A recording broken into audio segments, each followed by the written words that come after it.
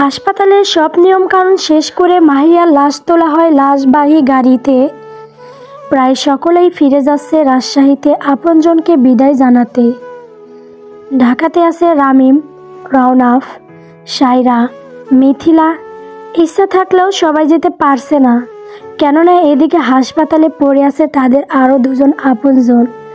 তাই এখানেই থাকাটা জরুরি। বেলা 11:30টায় লাশবাহী গাড়িটি রওনা করে রাজশাহীর উদ্দেশ্য। গাড়িতে আসে ইশতিয়াক, বাকিরা আলাদা গাড়িতে যাচ্ছে। তাদের সঙ্গে সিরাতও আছে, প্রাণপ্রিয় বোন তার। একসাথে চলার সঙ্গী তার বিদায় বেলা, সে উপস্থিত থাকবে না তা কি করে হয়। সাথে নাহিলও এসেছে। এত এত খারাপের মাঝে একটা ভালো খবর, তা হলো মাশরাফির জ্ঞান ফিরেছে, সে বিপদ মুক্ত। তাকে জানানো হয়নি মাহিরার কথা। অন্যদিকে সারাহর অবস্থাও কিছুটা উন্নত হয়েছে, তবে পুরোপুরি বিপদমুক্ত নয়। তাই এখনও তাকে আইসিইউতে রাখা হয়েছে। মোনাওয়ার সাহেবের দোতলা বাড়িটার সামনে এসে দাঁড়ায় লাশবাহীন গাড়িটা। বাড়িতে আজ মানুষ গিজ গিজ করছে। দাদা বাড়ি, নানা বাড়ি সহ পাড়া প্রতিবেশী সকলে এসেছে তাকে বিদায় জানাতে। তারপর পরই এসে থামে অন্য গাড়িটা, যেখানে থেকে একে একে নামে শিকদার বাড়ির অন্য অন্য সদস্যরা। দুপুরের পরে গোসল দেওয়া হয়, আসর বাদ জানাজা। শেষবারের মতো আপনজনদেরকে দেখানো হয় তার মুখ। মনিরা বেগম মেয়ের মুখটি দেখে হাউমাউ করে কেঁদে ওঠেন। তাকে সামলায় তাতিয়া। পাশে দাঁড়িয়ে আছেন মুনাওয়ার সাহেব, এক দৃষ্টিতে দেখে যাচ্ছেন মেয়ের মায়া ভরা মুখটি। দুদিনের ব্যবধানে সব কেমন তছনছ হয়ে গেল। যেদিন তিনি সিলেটের উদ্দেশ্যে রওনা দিবেন, তার পূর্বে মেয়েটার কত বায়না ছিল তার কাছে। হাতে ধরিয়ে দিয়েছিল লম্বা লিস্ট, বারবার করে বলে দিয়েছে যেন মনে করে সব জিনিস নিয়ে আসা হয়। মেয়েটা তার বড়ই শখের। ছেলে হওয়ার দীর্ঘদিন পর্যন্ত মনিরা বেগম গর্ভ জটিলতায় ভোগেন। এরপর আল্লাহর রহমতে তার ঘর আলো করে আসে এই মেয়ে। আবারও ঘরে আধার নামিয়ে চলে যায় সে। এই তো সেদিনের কথা, যখন নার্স একটা তোয়ালে মুড়ে একটা বাচ্চাকে তার হাতে দিল। তার দুনিয়ার খুশির অন্ত ছিল না। মাঝে কেটে যায় একটা সপ্তাহ। দাফন কাফন সেরে সকলে ঢাকা ফিরলেও থেকে যান মুনাওয়ার সাহেব। তার ধারণা একা একা তার ছোট্ট মেয়েটা এখানে থাকতে ভয় পাবে। মাহিরাকে দাফন করা হয়েছে বাড়ির পেছনের দিকে, তার শখের বাগানের পাশেই। রোজ নিয়ম করে সকাল বিকাল মেয়ের সাথে সময় কাটান সেখানে। পাশেই লাগিয়েছেন শিউলি ফুলের গাছ, যার গ্রানে মিশে থাকবে তার ছোট্ট মেয়েটার সুবাস। মাশরাফি এখন অনেকটা সুস্থ। পায়ের ক্ষত গভীর হওয়ার হাঁটতে বেশ সময় লাগবে। জ্ঞান ফেরার পর থেকে বেশ গম্ভীর হয়ে গেছে। মাহিরার কথাটা জেনেছে 3 দিন হলো।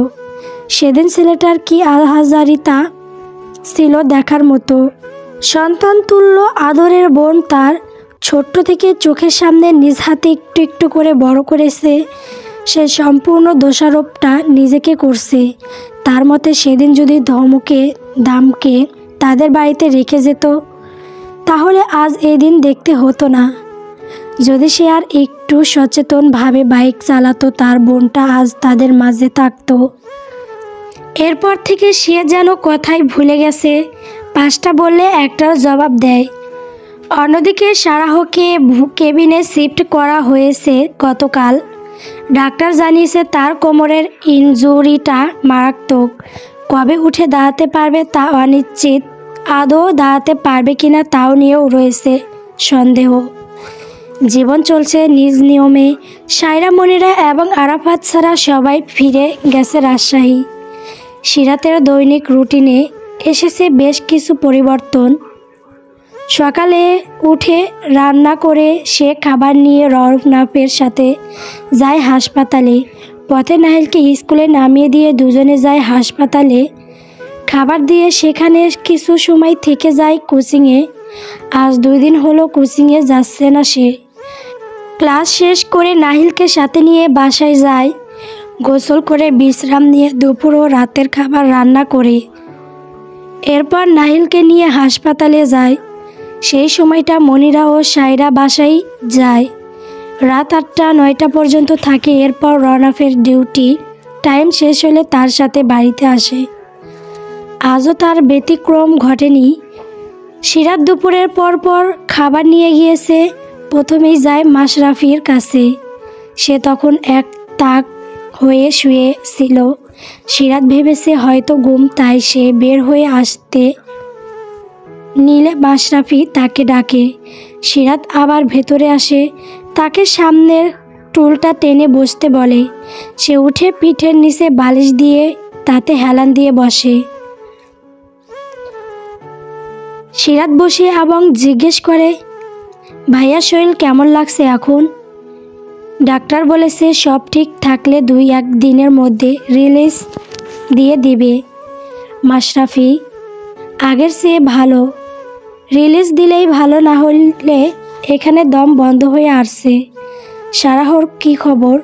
সিরাত, আছে কোনো রকম। এই ভালো তো এই খারাপ। কোমরের ইনজুরির কারণে উঠতে বসতে পারে না। মাশরাফি, ওহ, মাহিরার কবর দেখছিস কোথায় দিয়েছে? সিরাত, বাড়ির পেছনে বাগানে। মাশরাফি, ওর কোনো ছবি আছে অ্যাক্সিডেন্টের পরের? সিরাত, আমার ফোনে নেই। ভাইয়ার কাছে আছে হয়তো। মাশরাফি, অনেক বেশি আঘাত পেয়েছিল না আমার বোনটা? আমার জন্য হলো সব। সেদিন যদি না শুনতাম ওদের কথা, একটু সাবধান হতাম, আজ এমন দিন দেখা লাগতো না। ফুপিয়ে উঠে সে। সিরাত, ভাইয়া শান্ত হও।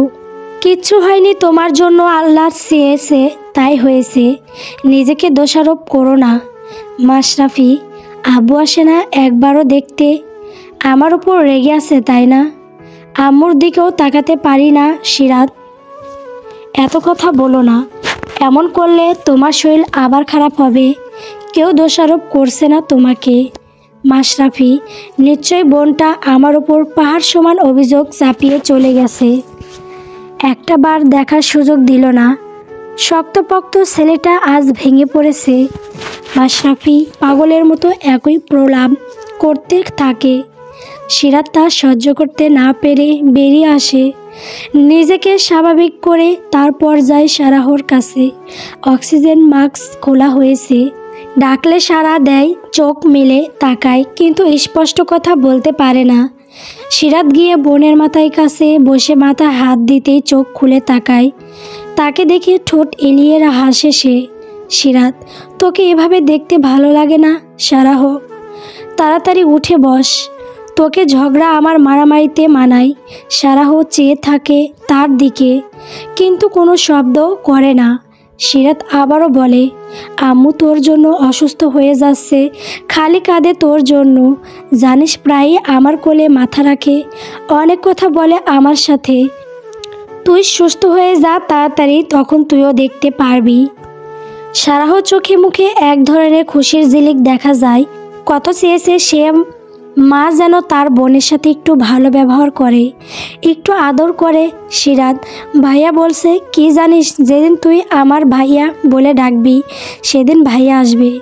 রাবিয়া আপুও এসেছিল জানিস, কিন্তু তুই কথা বলছিস না দেখে চলে গেছে। আরও অনেক কথা বলে তার সাথে। সে শুধু বলেই গেছে। আপনজন ছিল নীরব, কেবল চেয়ে চেয়ে দেখছে তাকে। তার কথা শুনে কখনো হেসেছে, আবার কখনো মন খারাপ করেছে। রাত 8টা। সায়রা, মনিরা ও আরাফাত তারা হাসপাতালে এসেছে। এর মাঝে 2 দিন আতি এসে থেকে গেছে। সংসার ব্যবসা সামলাতে ওখানে কাউকে দরকার, তাই অন্যরা সময় করে উঠতে পারছে না। সিরাত, রনফ ও নাহিল রওনা দিয়েছে বাড়ির উদ্দেশ্য। সিরাত পাশের জানালায় মাথা ঠেকিয়ে বসে আছে। শরীরের ক্লান্তি জেঁকে ধরেছে। শরীরের ক্লান্তির চেয়ে মানসিক ক্লান্তি তাকে বেশি গ্রাস করেছে। একটা ঝড় উঠল, পুরো পরিবারটাকে তছনছ করে দিল। একজন সদস্যকে কেড়ে নিল, বাকি 2জনকে প্রায় পঙ্গু বানিয়ে দিয়েছে। মাশরাফির হাঁটার আশা দিলেও সারাহর বিষয়ে তারা কিছু বলছে না। যে ক্ষত তৈরি হয়েছে তাতে তার পরিবার হয়তো কখনো আর স্বাভাবিক জীবনে ফিরতে পারবে না। রনব বেশ কয়েকবার সামনের আয়নায় সিরাতের মুখটা পর্যবেক্ষণ করেছে। কয়েকদিনের ধকলে মেয়েটার চেহারা ভেঙে গেছে একদম, চোখে মুখে ক্লান্তি ঠিকরে পড়ছে। বাসায় পৌঁছে সিরাত নাহিলকে তার রুমে পাঠিয়ে সেও চলে যায় নিজের ঘরে। কাপড় বের করে ওয়াশরুমে ঢোকে, একবারে গোসল করে বের হয়। হাসপাতালের গন্ধ আর মানুষের গিজগিজ করা পরিবেশ থেকে ফিরলেই গা ম্যাচ করে। তার বের হওয়ার পরপরই রনব যায়। সিরাত খাবার গরম করে টেবিলে এনে গুছিয়ে রাখে। বেশি দেরি করলে নাহিল না খেয়ে ঘুমিয়ে যাবে। নাহিলের কাছে যায় তাকে ডাকতে। নাহিলকে ডাকতে গিয়ে দেখে সে পড়ছে। এসে ফ্রেশ হয়ে পড়তে বসেছে, তাই সিরাত তাকে আর বিরক্ত করে না। প্লেটে খাবার নিয়ে তার রুমে যায়। চেয়ার টেনে পাশে বসে ভাত মাখিয়ে মুখের সামনে ধরে। নাহিলও কোনো কথা না বলে খেয়ে নিতে থাকে। অন্য সময় হলে হয়তো মরামরি করত, কিন্তু এ কয়দিন সে ভালো ছেলে হয়ে গেছে। কোনো কিছু নিয়ে জোরাজোরি করতে হয় না, এক বাক্যে মেনে নেয়। কারণ মিশুর মন আজকাল ভালো নেই। রনব ডাইনিংয়ে এসে কাউকে না পেয়ে নাহিলের ঘরে যায়। গিয়ে দেখে সিরাত নাহিলকে খাওয়াচ্ছে আর নাহিল লিখছে, কয়েকটা দিনের মাঝে মেয়েটা কত বড় হয়ে গেছে, পুরো সংসার একা সামলাতে শিখেছে। মা হওয়ার দাবি না রেখেও যেন মা হয়ে গেছে। সবার দিকে খেয়াল তার, কেবল নিজের দিকে বাদে। রনব গিয়ে ডাইনিংয়ে বসে সিরাতের জন্য অপেক্ষা করে। সিরাত নাহিলকে খাইয়ে দিয়ে প্লেট হাতে বেরিয়ে আসে ডাইনিংয়ে। রনবকে বসে থাকতে দেখে বলে, আপনি না খেয়ে বসে আছেন কেন? খাবার তো বেড়ে রেখে গিয়েছি। রনব, তোমার জন্যই অপেক্ষা করছিলাম, এসো খেয়ে নিবে। সিরাত আর কথা বাড়ায় না, প্লেটটা রান্নাঘরে রেখে হাত ধুয়ে খেতে বসে। খাওয়া শেষ করে সিরাতকে রুমে পাঠিয়ে দিয়ে রনব ছেলের কাছে যায়। নাহিল পড়া শেষ করে সবেমাত্র উঠেছে, বই খাতা গুছাচ্ছে। রনব এগিয়ে যায় তার কাছে। বাবাকে দেখে এক গাল হেসে দেয় নাহিল। রনব এগিয়ে গিয়ে ছেলেকে বলে, অনেক রাত হয়েছে বাবা, ওয়াশরুমে যাও, দাঁত ব্রাশ করে বের হবে, আমি বই খাতা গুছিয়ে রাখবো। নাহিল মাথা নেড়ে ওয়াশরুমে চলে যায়। বই খাতা গুছিয়ে ব্যাগে রাখে। কাল স্কুলে যেগুলো প্রয়োজন বাকিগুলো টেবিলের তাকে গুছিয়ে রাখে। বিছানা সিরাত গুছিয়ে রেখে গিয়েছে আগেই। সিরাত আসার পর থেকে তার অর্ধেক কাজই কমিয়ে দিয়েছে। ছেলের বেশিরভাগ কাজই সিরাত করে। রনবের কাজও করে কিছু কিছু, যেমন হটপটে খাবার গুছিয়ে দেওয়া, হাসপাতালে যাওয়ার আগে শার্ট প্যান্ট গুছিয়ে রাখা, আসার পর শরবত বা কফি দিয়ে দেওয়া, টুকটাক সবটাই করে। এখন রনব রান্নাঘরে যায় না বললেই চলে। যায় না বললে ভুল হয়, যাওয়ার সুযোগ হয় না। রান্নাঘর সিরাত দখল করে নিয়েছে, সেখান তার কোনো অধিকার নেই। ভাবতেই আর মনে হাসি ফোটে তার মুখে। মাত্র কয়েকটা দিনের মাঝে তার এত বছরের তৈরি নিয়ম বদলে গেছে। আগের মতো সকালে উঠে রাখতে হয় না, ছেলের খাওয়া, ঘুম, স্কুল নিয়ে চিন্তা করতে হয় না। নীরবে যেন দায়িত্বগুলো দুভাগ হয়ে গেছে। নাহিল বেরিয়ে আসলে সে তাকে কোলে তুলে বিছানায় শুইয়ে দেয়, মাথায় হাত বুলিয়ে দিতে থাকে।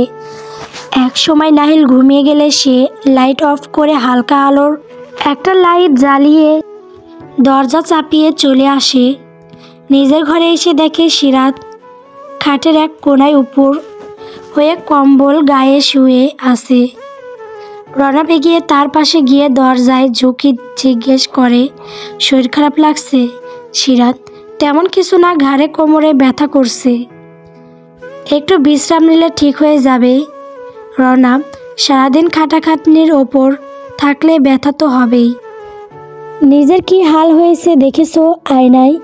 সিরাত, এরকম একটা সময় নিজের দিকে তাকানোর সময় আছে? রনব সরে এসে ঘরে এসে ওই জায়গা খুঁজে একটা পেন রিলিফ বাম হাত বের করে বিছানায় অন্য পাশ থেকে উঠে বসে। সিরাত তাকে এগিয়ে এসে বসতে দেখে ঘাড় ঘুরিয়ে তাকায়, বলে, কি করবেন? রনব: ব্যায়াম এনেছি, মালিশ করলে ঠিক হয়ে যাবে। সিরাত: দিন আমি করে নিচ্ছি। রনব: কিভাবে করবে শুনি? চুপচাপ শুয়ে থাকো, আমি করে দিচ্ছি। সিরাত তবুও নাড়ে না। সে কম্বলটা টেনে টুনে আরও ভালো করে পেঁচিয়ে নেয় শরীরে। রনব: আমি একজন ডাক্তার আর বর্তমানে তুমি আমার পেশেন্ট, তাই এখানে অস্বস্তিত্ব বোধ করার কিছু নেই। রনব সিরাতের শরীর থেকে এক প্রকার টেনে কম্বলটা সরিয়ে দেয়। রনব এগিয়ে গিয়ে সিরাতের জামার পেছনে জিবারের কিছুটা খুলতেই সিরাত অস্বস্তিতে সংকুচিত হয়ে যায়, তবু মুখে কিছু বলে না। রনব হাতের পাতায় কিছুটা জেল নিয়ে তা সিরাতের ঘাড়ে মালিশ করে দেয়। কিছুক্ষণ মালিশ করে সে জিবারটা লাগিয়ে দেয়। এরপর কোমরের কাছে এসে জামা সরাতে নিলে সিরাত তার হাতে চেপে ধরে। রনব শক্ত চোখে তাকাতেই নিমিয়েই যায় সে। রনব কাপড় সরাতেই চোখের সামনে ভেসে উঠে ফর্সা লতানো নারী দেহের কিছু অংশ। সংযত পুরুষের ন্যায় নিজেকে সামলে কোমরে হাত ছোঁয়ায়। পুরুষালী হাতের ছোঁয়ায় নারী দেহে পড়তেই তার শরীর কেঁপে ওঠে, তবুও নিজেকে সামলে নেয়। মালিশ করা শেষে সে জামা নামিয়ে দিয়েছে, ঘর থেকে বেরিয়ে যায়। ড্রয়িং রুমের সোফায় এসে বসে মাথা ঠেকিয়ে দিয়ে চোখ বুজে নেয়। চোখ বুজতেই চোখের সামনে ভেসে ওঠে কিছু সময় আগের দৃশ্য। কোনোভাবেই তা সরাতে পারছে না। এর আগেও তো বেশ কয়েকবার তাকে স্পর্শ করেছে, কখনো এমন হয়নি, তবে আজ কেন হচ্ছে তা সে বুঝতে পারছে না। বরাবরই নিজেকে সংযমী পুরুষ হিসেবে মনে করে এসেছে। ডিভোর্সের পরে কোনো নারীর সান্নিধ্য কামনা করেনি, না কোনো নারীকে ছুঁয়ে কামনার সৃষ্টি হয়েছে। আর সামান্য ছোঁয়া তার সংযম ভেঙে দিচ্ছে। শুধুমাত্র বৈধ নারী এই জন্য। অন্যদিকে সিরাত এখনও লজ্জায় কম্বল মুড়ি দিয়ে আছে। 19 বছর জীবনে কোনো পুরুষের স্পর্শ শরীরে লাগেনি। আজ একটু শোয়ায় কেমন নারী সত্তা কেঁপে উঠল। নিশ্চয়ই রনবও সে কাঁপুনি টের পেয়েছে। এই ভেবে তাই লজ্জায় মাটির ভেতর ঢুকে যেতে ইচ্ছে করছে। পরদিন সকালে মাশরাফি নিজের পায়ে উঠে দাঁড়ানোর চেষ্টা করছে। সে বেজায় বিরক্ত। এভাবে শুয়ে বসে থাকতে থাকতে মাথা, পিঠ, কোমর ধরে গেছে তার। বিছানার সাইডে পা ঝুলিয়ে বসে, বাম পাটা পুরো ব্যান্ডেজ দিয়ে ঢাকা। কোনো মতে ডান পাটা ফ্লোরে ঠেকিয়ে উঠে দাঁড়াতে নিলে পড়ে যায়। পিছন থেকে দুটি স্নেহের হাত আগলে নেয় তাকে। ঘাড় ঘোরাতেই দেখে আরাফাত শিকদার তাকে দু হাতে আগড়ে ধরেছে। কি করতে যাচ্ছিলি? আর একটু হলেই তো পড়ে যেয়ে বিপদ ঘটাতি একটা। তখন মাশরাফি মামা শুয়ে বসে থাকতে থাকতে শরীর ধরে গেছে। আরাফাত: কি করবি বল? ডাক্তার বলেছে কয়েকটা দিন পা টানা হ্যাঁচড়া না করতে। আরাফাত শিকদার মাশরাফিকে ধরে বিছানায় বসিয়ে দিয়ে তিনিও পাশে বসেন। বলে, এখন বস, ডাক্তার তো 10টার আগে রাউন্ডে আসবে না। সিরাত খাবার নিয়ে আসলে খেয়ে নিস, তোর আম্মু রাজশাহী গেছে, 2-1 দিনের মধ্যে চলে আসবে। মাশরাফি: মামা, তোমার কাছে মাহিরার অ্যাক্সিডেন্টের পরের কোনো ছবি আছে? আরাফাত: তা দিয়ে তুই কি করবি? মাশরাফি: বলো না আছে কি না, একটু দেখব। আরাফাত পকেট থেকে ফোনটা বের করে অনেক ছবির মধ্যে থেকে মাহিরার ব্যান্ডেজ বাঁধা অবস্থায় একটি ছবি তাকে দেখায়। মাশরাফি তার থেকে ফোনটা নিজের হাতে নিয়ে এক দৃষ্টিতে তাকিয়ে থাকে। ছবিটা কেমন ঝাপসা হয়ে আসে। ফোনের স্ক্রিনে ফোঁটা ফোঁটা পানি পড়তে থাকে। পাশে বসে থাকা আরাফাত শিকদার চোখেও অশ্রু ভিড় করেছে। মাহিরা তার মেয়ে সারাহর মতোই চঞ্চল ছিল। দুজন যখন এক জায়গায় হতো তখন পুরো বাড়িটা তাদের হাসির মজায় মেতে থাকতো। আজ একজন হাসপাতালের বেডে পড়ে আছে, অন্যজন মাটির নিচে। মাশরাফি পাগলের মতো ফোনের স্ক্রিনে চুমু খায়। শুয়ে শুয়ে দেখে আরাফাত তাকে পিছন থেকে জড়িয়ে ধরে। কিছু সময় পর মাশরাফি কিছুটা শান্ত হয়ে বলে, এতদিনে তো ওর শরীরে পচন ধরেছে তাই না? কাঁপা কাঁপা কণ্ঠে বলে আরাফাত। তিনি আর কিছু বলতে পারেন না। মাশরাফি তোমার আমার ওপর রাগ হচ্ছে না? আমার জন্য তোমার মেয়ে আজ হাসপাতালে পড়ে আছে। আরাফাত, তোর ওপর রাগ করে কি হবে? তুই কি ইচ্ছা করে করেছিস? তুই নিজেও তো এখানে পড়ে আসিস। সবটাই আমাদের ভাগ্যে ছিল, তাই হয়েছে। মাশরাফি, তুমি যাও মামা, তোমরা এত ভালো না হলেও পারতে। কেন আমাকে শাস্তি দিচ্ছ না? কেন বকছো না? আমি তো অপরাধ বোধে শেষ হয়ে যাচ্ছি মামা। আমাকে মুক্ত করো এই অবস্থা থেকে। চিৎকার করে কাঁদতে কাঁদতে বলে আরাফাত। শান্ত হ আব্বু, এমন করিস না তুই। এরকম করলে তোর আব্বু আম্মুর কি হবে বল? মাশরাফি, তুমি যাও না প্লিজ। আরাফাত আরও কিছু সময় বিনয় করতে থাকে। মাশরাফি শান্ত হয় না। সে নিজের চুল টানতে টানতে বলে, আল্লাহ, কেন তুমি ওরে নিয়ে নিলা? আমারে নিয়ে যাইতা। আমার বাচ্চাটাকে কেন নিয়ে গেলা? বদ্ধ রুমে তার আহাজারি কারো কানে পৌঁছায় না। আরাফাত শিকদার রুমে বাইরে এসে দরজা চাপিয়ে দিয়ে দেওয়ালের সাথে মাথা ঠেকে চোখের জল ফেলে। সিরাতের ঘুমটা আজ একটু দেরিতেই ভাঙে। কাল শরীরটা খুব একটা ভালো না থাকায় ঘুম ভালো হয়নি। শেষ রাতে গভীর হয়েছিল। রাতে বেশ কয়েকবার ঘুম ভাঙে তার, তবে বিছানা তো দূর, রুমে কোনো কোনায়ন রৌনকের ছায়া দেখেনি। সে একটু চিন্তিত হয়, লোকটা গেল কই? সেই ভাবতে ভাবতে বিছানা ছাড়ে। ফ্রেশ হয়ে ঘড়িতে সময় দেখে আটকে উঠে 8টা বাজে। এখন রান্না বসাবে কখন আর বাকি কাজ করবে কখন? সে দ্রুত পায়ে রুম থেকে বেরিয়ে আসে। রান্নাঘরের দিকে যেতেই দ্বিতীয় দফায় চমকায়। বাপ ছেলে মিলে রান্না করছে। বাপ রাঁধছে আর ছেলে তার পাশে বসে বসে তরকারি করছে। সিরাত এগিয়ে গিয়ে বলে, আপনি এখানে কেন? বলেছিলাম না রান্না আমি করব? উঠছেন যখন একটু ডাক দিলেই পারতেন। রৌনক তার দিকে একবার তাকিয়ে চোখ নামিয়ে নেয়। মাথা নামিয়ে রান্নার দিকে মন দিয়েই বলে, তুমি ঘুমেছিলে তাই ডাকেনি। রোজই তো তুমি করো, আর আমি তো আগেও করেছি। তুমি গিয়ে অন্য কাজ সেরে নাও, আমি রান্নাটা শেষ করছি। সিরাত, এই একটি জিনিসই আপনার থেকে চেয়ে নিয়েছিলাম আমি। মাথা নিচু করে বলে রৌনক, আজ একটা দিনই তো, এরপর তুমি করো। তোমার শরীর ভালো না তাই তোমাকে জাগাইনি। সিরাত রান্নাঘর থেকে বের হয়ে আসে। আজ সিরাতের কোচিং নেই, তাই হাসপাতালে আজ অনেকটা সময় থাকার চিন্তা করেছে। মা বাবা ফুপিয়ে কদিন বেশ কষ্ট হয়েছে, তবু তাদের বলে লাভ হয় না। ছেলে মেয়ের পাশ থেকে নড়বে না। সিরাত ঘরের টুকটাক গোছগাছ সেরে নেয়। কাল থেকে কাজের জন্য লোক আসবে, চাপ কিছুটা কমবে।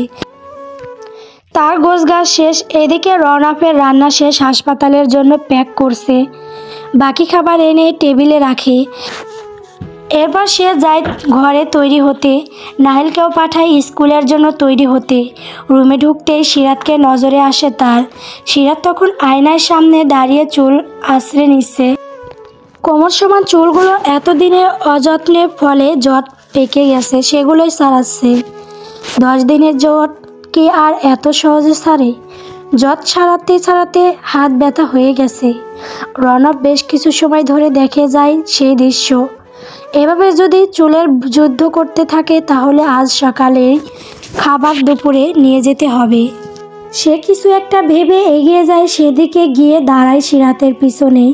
সিরাত চিরুনি উঠিয়ে চুলে দিতে যাবে, তখন তার চিরুনিটি হাত ছাড়া হয়ে যায়। তা উঠে গেছে রৌনকের হাতে। রৌনক ঘাড় ঘুরিয়ে তাকায়। রৌনক তা দেখে মাথাটা সামনের দিকে ঘুরিয়ে দেয়। সে ধীরে ধীরে চুলের মধ্যে চিরুনি চালায়। রৌনক এবার বুঝেছে কেন সে চুলের সাথে যুদ্ধ করছিল। 10 থেকে 15 মিনিটের মাথায় নিজের কাজ শেষ করে সিরাতের থেকে দূরে সরে দাঁড়ায়।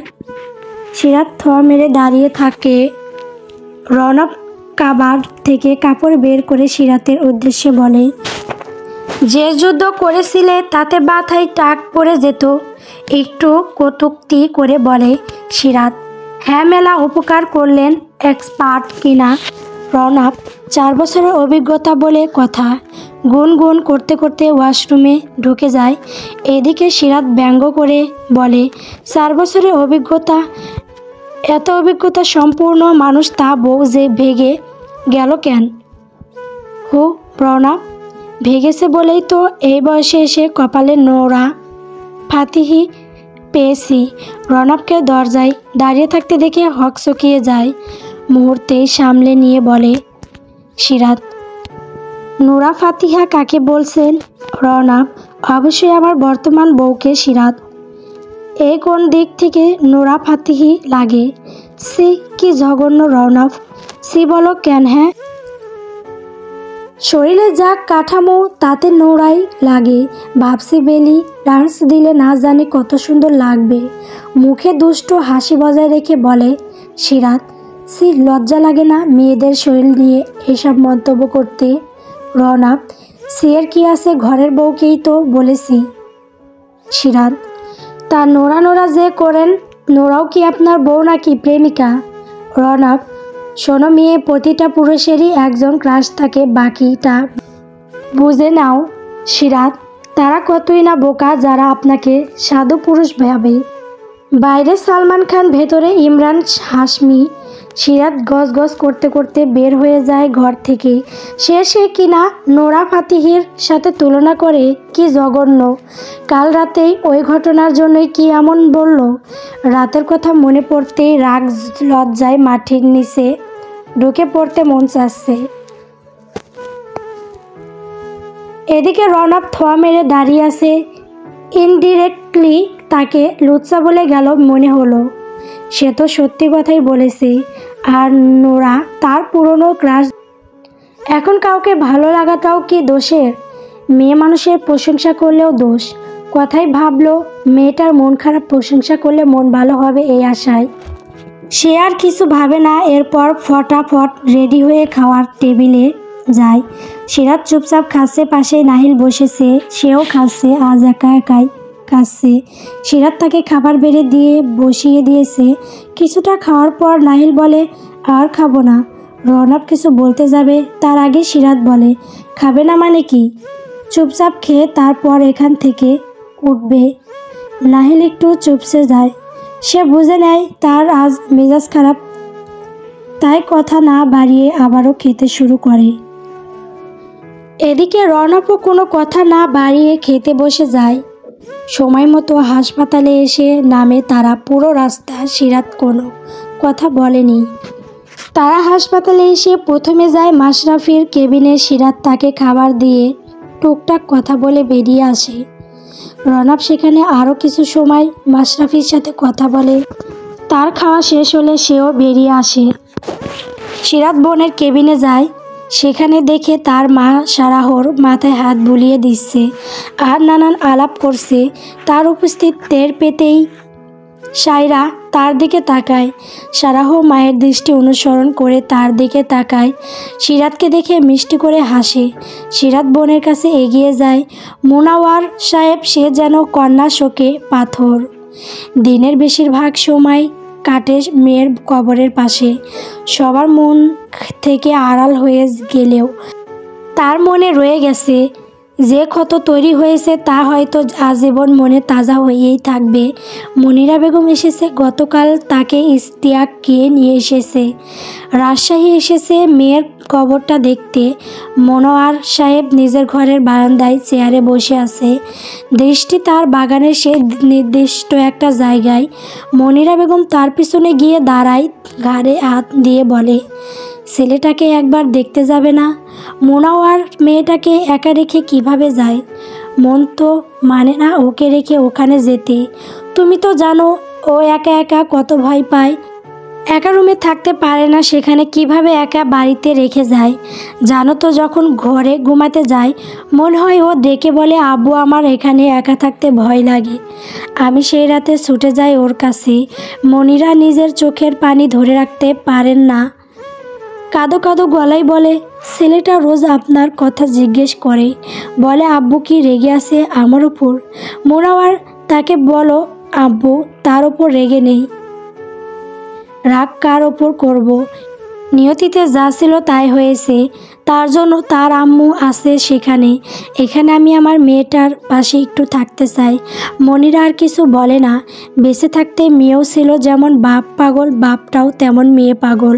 মনিরা বেগম দুদিন পর বুকে পাথর চেপে আবারও রওনা দেন ঢাকার উদ্দেশ্যে। সাথে আছে রামিম ও মিথিলা। মাশরাফির রিলিজ দিবে আজ। কয়টা দিন রওনা ফের বাসায় রেখে সাথে নিয়ে রাজশাহী ফিরবে। আজ মাশরাফির রিলিজ করা হবে, বন্দি দশা থেকে মুক্ত হবে। রনফের আজ ডিউটি নেই, তাই সকাল সকাল হাজির হয়েছে হাসপাতালে মাশরাফিকে আনতে। রিলিজ দেওয়ার পর যখন কেবিনে জিনিসপত্র গুছাতে ব্যস্ত সবাই, সেই সুযোগে রায়হানের সাহায্যে সারাহর রুমে যায় সে। সারাহ রুমে কেবল সিরাত একা বোনের সাথে টুকটাক কথা বলছিল। মাশরাফিকে রুমে দিয়ে রায়হান চলে যায়। দেওয়ালে এক হাত রেখে অন্য হাতে কাছে ভরে দিয়ে দাঁড়িয়ে আছে সে। এক দৃষ্টিতে তাকিয়ে আছে সারাহর দিকে। সিরাতকে বলে, একটু বাইরে যা, কথা আছে ওর সাথে। সিরাত বলে, ভাইয়া ও কথা বলতে পারে না। মাশরাফি, শুনতে তো পারবে, তাতেই চলবে। সিরাত কথা না বাড়িয়ে বেরিয়ে আসে।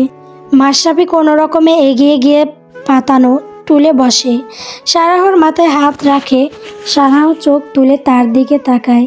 তার দিকে তাকিয়ে হালকা হাসে সে বুঝিয়ে দেয় যে তার উপস্থিতিতে সে খুশি হয়েছে।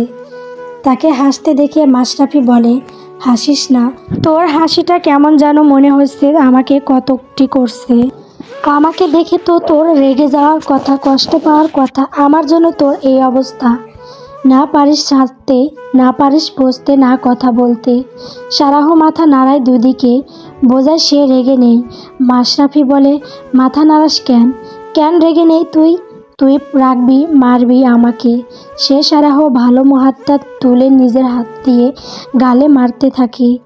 সারাহ তা দেখে হাত ছাড়িয়ে নিতে চায়, কিন্তু সে ছাড়ে না। হাতটা মুঠো করে তার মুখের সাথে চেপে ধরে চোখের পানি ছেড়ে দেয়। এদিকে তার এই অসহায়ত্ব দেখে সারাহর চোখের বাঁধ ভাঙে। গলা দিয়ে কত শব্দই বের করতে চায়, কিন্তু কিছু বের হয় না, কিছু অস্পষ্ট আওয়াজ ছাড়া। মাশরাফি হাতটা মুঠোয় চেপে ঠোঁটের কাছে ধরে চুমু খায়। বলে, ভাইয়া সরি রে, তুই সুস্থ হয়ে যা, একটু কথা বল। মাহিরাটাও চলে গেছে আমাকে অপরাধী করে, তুই অন্তত আরে সেই অপরাধ বোঝা বাড়াস না। সারাহ বোঝে না মাহিরার কি হয়েছে, কিন্তু একটু বুঝেছে, কিন্তু একটা ভালো হয়নি। সে জানতে মাহিরা কই, কেন আসেনি। মাশরাফি সারাহর হাতটি গালে চেপে বলে, মারিয়া নাই, ও চলে গেছে আমাদের ছেড়ে, আমাকে সবার চোখে অপরাধী করে চলে গেছে। একটা বার ভাবলো না ওর ভাইয়াটা কোথা। সারাহর কলিজা যেন মোচড় দিয়ে ওঠে। প্রাণপ্রিয় বান্ধবীটা আর নেই। শেষ দিনও কত আনন্দ করলো তারা, কত প্ল্যান করলো। একটা পলকে সব শেষ। সে অস্পষ্ট আওয়াজে কেঁদে ওঠে, উদ্বিগ্ন হয়ে ওঠে। মাশরাফি তার হাতটা ছেড়ে দিয়ে ব্যস্ত হয়ে পড়ে তাকে সামলাতে। সমাজের নিয়মে বেড়াজাল ভেঙে সারাহ রগ্ন শরীরটা হালকা উঁচু করে বুকের সাথে মিশিয়ে নেয়। দুজনের চোখের স্বজন হারানো বেদনা। গল্প সমাপ্তির প্রণয়।